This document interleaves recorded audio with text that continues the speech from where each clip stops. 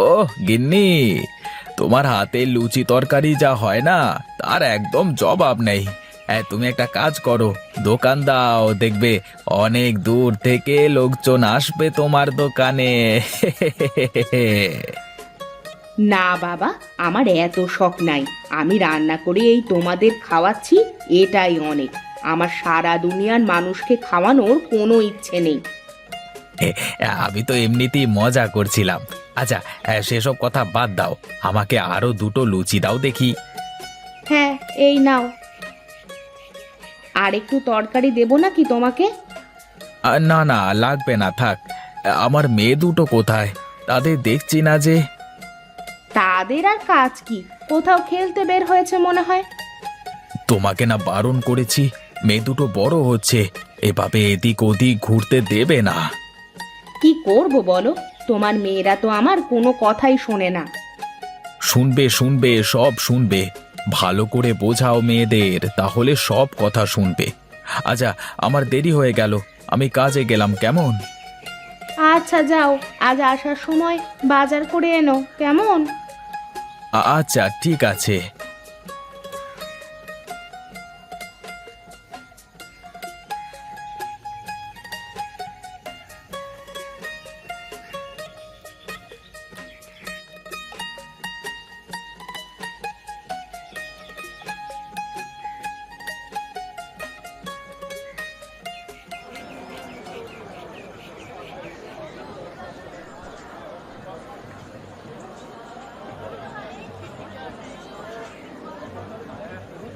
কিরে গোপাল, আজ তোর এত দেরি কেন শুনি? এই তোদের একটাই সমস্যা, কোনোদিন ঠিক মতো কাজে আসতে পারবি না। আগে বাবু, আজ আমার বউয়ের রান্না করতে একটু দেরি হয়ে গেছিল, তাই তো খেয়ে আসতে দেরি হয়ে গেল। আমাকে অত অজুহাত দিয়ে লাভ নেই, যা যা, তাড়াতাড়ি কাজে লেগে পড়।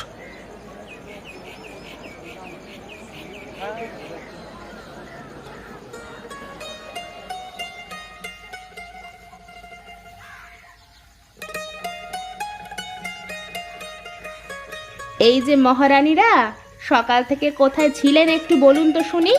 আপনার বাবা তো আপনাদের খুঁজে খুঁজে না পেয়ে চলে গেলেন। আমরা একটু জঙ্গলের মধ্যে গিয়েছিলাম মা। এই দেখো কি সুন্দর পাকা কলা নিয়ে এসেছি। আর এই দেখো মা, আমরা কতগুলো কচু শাক তুলে নিয়ে এসেছি। তোদের নিয়ে আমি আর পারি না। আজও তোদের কারণে আমাকে তোর বাবার কাছে বকা খেতে হয়েছে। তোদের আমি কত করে বলি যে জঙ্গলের দিকে যাবি না, কিন্তু তোরা তো আমার কোনো কথাই শুনিস না। আচ্ছা মা, একটু জঙ্গলের দিকে গেলে কি হয় শুনি? তুমি যে আমাদের নিয়ে এত কেন চিন্তা করো আমি বুঝি না। বুঝবি, একদিন ঠিক বুঝবি। যখন আমার মতন মা হবি তখন বুঝবি। আচ্ছা মা, আজ থেকে আমরা আর যাব না জঙ্গলে। এখন রাগ করো না প্লিজ। হয়েছে হয়েছে, আর কিছুই বলতে হবে না। এখন এখানে বসে খেয়ে নে তো দেখি।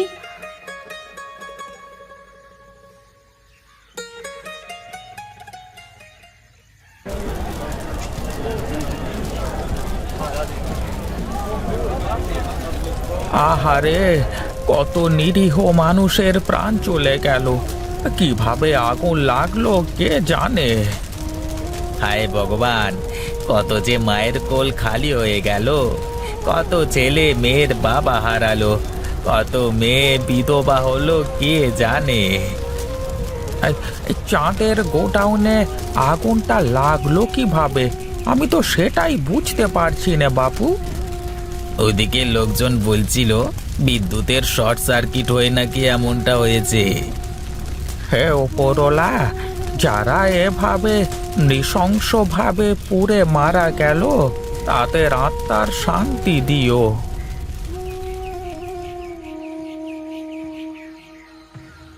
আরে হরিহর দাদু, তুমি এই ভ্যানের ওপরে কি গো?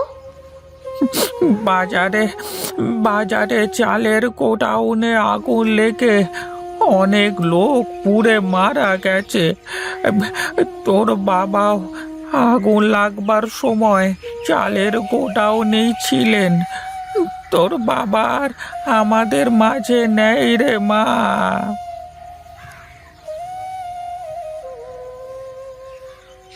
না, এ হতে পারে না। না, এ হতে পারে না। না, এ হতে পারে না।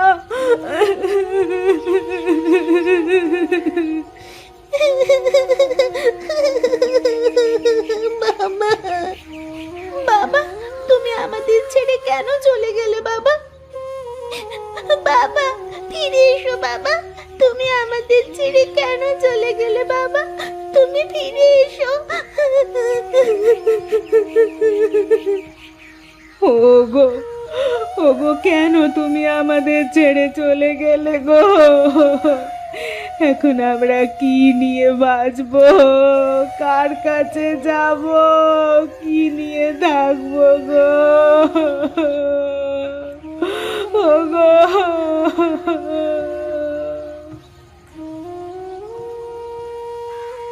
তোদের বাবা এভাবে অকালে আমাদের ছেড়ে যে চলে যাবেন তা আমি কোনো দিনও ভাবতে পারিনি। এখন যে কি হবে, কি করে যে আমাদের সংসার চলবে, আমি যে কি করে তোদেরকে মানুষ করব। তুমি চিন্তা করো না মা, দেখবে একটা না একটা ব্যবস্থা ওপরওয়ালা ঠিকই করবেন। হ্যাঁ, আমরা দু বোন তো এখন আর একদম ছোট নই, আমরা কিছু না কিছু একটা করে সংসার ঠিক চালিয়ে নেব। না রে মা, তোরা কিছুই করতে পারবি না, যা করার আমাকেই করতে হবে। তোরা বাড়িতে থাক, আমি যাই দেখি কোনো কাজের সন্ধান যদি পাই কিনা। মা, তুমি কোথায় যাবে? আমাদেরকেও নিয়ে চলো তোমার সাথে। না রে মা, তোদের নিয়ে যে কোনো কাজ নেই, আমি যাচ্ছি, তোরা থাক বাড়িতে।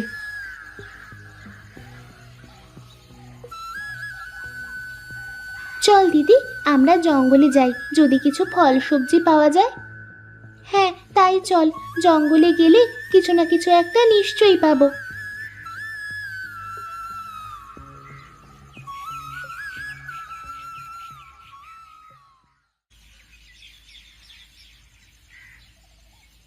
দিদি দেখ না, আমরা হাঁটতে হাঁটতে জঙ্গলের কত গভীরে চলে এসেছি, আর বেশি ভেতরে যাওয়া মনে হয় ঠিক হবে না।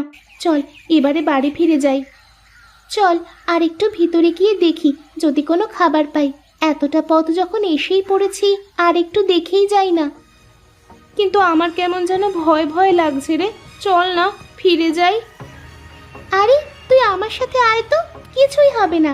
এর আগেও আমরা এখানে কতবার এসেছি, কখনো কিছু হয়েছে নাকি? তুই শুধু শুধুই ভয় পাচ্ছিস।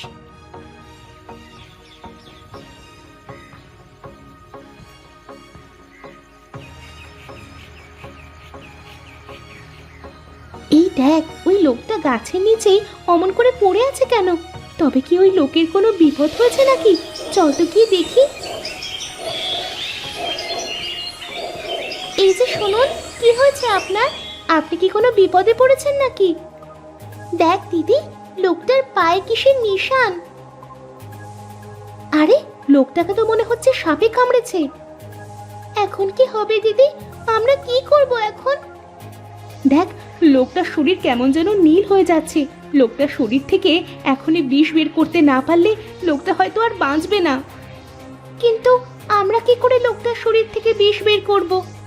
ওই দেখ, লোকটার ঝোলার মধ্যে কিছু পাস নাকি দেখ তো।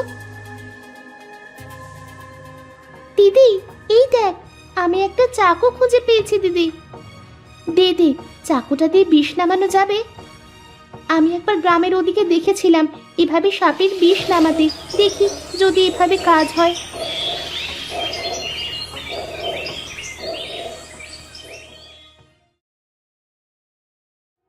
কারা মা তোরা? আজকে তোরা না থাকলে হয়তো বা আমি বাঁচতে পারতাম না। আমরা এই পাশের গ্রামেই থাকি। কিছুদিন আগে আমাদের বাবা আগুনে পুড়ে মারা গেছে। এখন আমাদের সংসার চালানোর মতো কেউ নেই, তাই আমরা দুজন জঙ্গলে এসেছি একটু খাবারের সন্ধানে। কিন্তু আপনি এই গভীর জঙ্গলে কি করছিলেন? আমি এক বৈদ্য।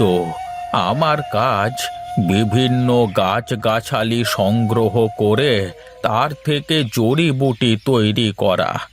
আমাদের এলাকার জমিদারের দুই ছেলের কঠিন অসুখ হয়েছে, আমি তারই প্রতিষেধক খুঁজতে এসেছি এই জঙ্গলে।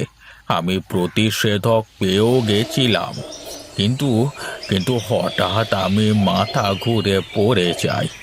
পরে আমি বুঝতে পারলাম আমাকে সাপে কেটেছে, কিন্তু ততক্ষণে আমার আর কিছুই করবার ছিল না।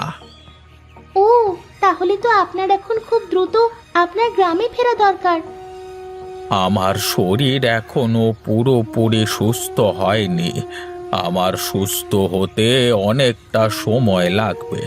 তোমরা আমার শরীর থেকে কিছুটা বিষ বের করতে পেরেছো, তাই আমি কিছুটা বল পাচ্ছি শরীরে। তোমরা এক কাজ করো, তুমি আমার গ্রামে গিয়ে জমিদারের 2 ছেলেকে এই গাছ পানিতে ভিজিয়ে খাইয়ে দেবে।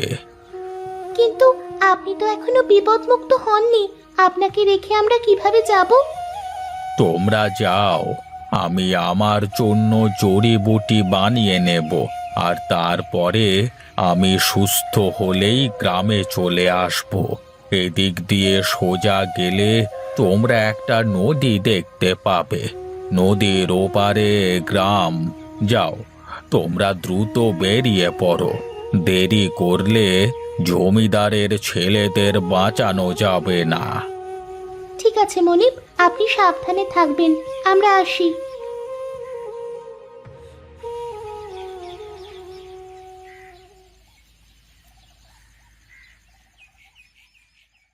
মাঝি ভাই, ও মাঝি ভাই, আমাদের একটু ওই পারে পার করে দেবে? আমাদের কাছে আছে জমিদারের 2 ছেলেকে বাঁচানোর জড়িবুটি। হ্যাঁ হ্যাঁ, তাড়াতাড়ি ওঠো, আমার নৌকায় উঠে বসো, আমি তোমাদের পার করে দিচ্ছি।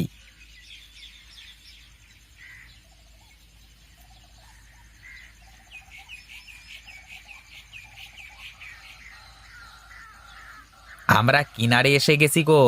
যাও, জলদি যাও জমিদার বাড়িতে। আমরা তো এই গ্রামের নতুন, তুমি একটু পথ দেখিয়ে আমাদের সাথে করে নিয়ে যাবে তুমি? হ্যাঁ হ্যাঁ, কেন যাব না, চলো চলো, আমি তোমাদের নিয়ে যাচ্ছি, আমাকে অনুসরণ করো।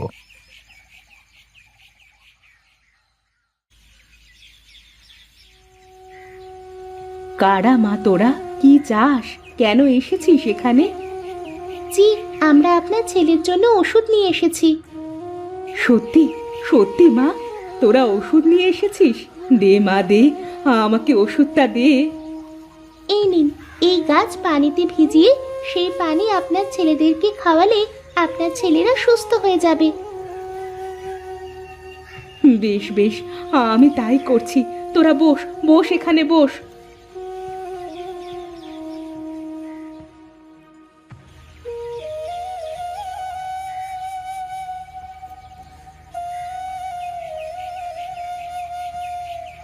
তোদের জন্যে আমার ছেলেরা সুস্থ হয়েছে।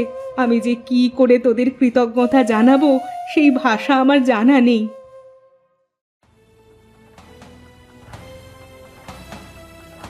মা, তুমি এখানে? মা, তুমি? হ্যাঁ রে মা, আমাকে এই বৃদ্ধ লোক সবকিছু বলেছেন।